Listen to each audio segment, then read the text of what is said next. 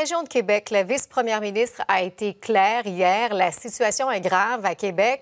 Et Kevin, encore aujourd'hui, le nombre de cas est en hausse dans la capitale nationale.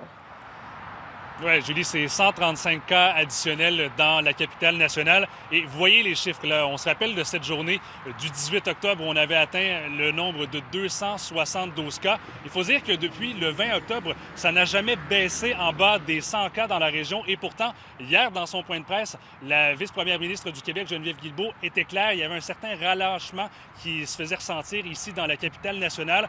On porte maintenant un total de 8117 cas dans la région depuis le début de la pandémie. Et pour ce qui est de Chaudière-Appalaches, maintenant, le dernier bilan fait état de 91 cas supplémentaires dans la région pour un total de 3049 cas.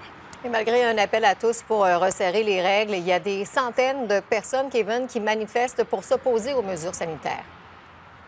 Oui, exactement. Et cet avant-midi, en fait, il y avait un convoi de 300 véhicules qui partaient directement de Québec, des galeries de la capitale, pour se promener un peu partout sur les autoroutes dans la province.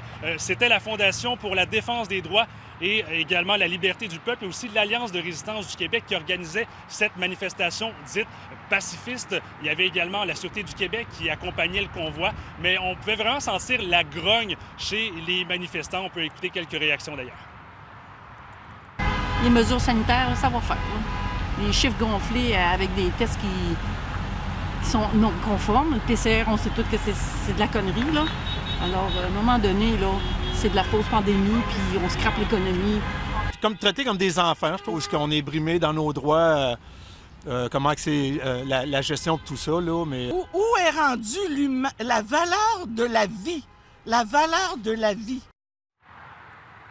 Et donc, vous voyez, donc, je vous parlais de ce convoi qui partait de Québec aujourd'hui, mais il y avait également à plusieurs autres points géographiques. On parle notamment d'un convoi qui partait de Brossard, de Laval également, mais aussi dans l'Estrie, directement à partir du Costco de Sherbrooke. On attend environ 1 millier de véhicules qui vont manifester aujourd'hui sur les routes de la province. Voilà, merci beaucoup, Kevin.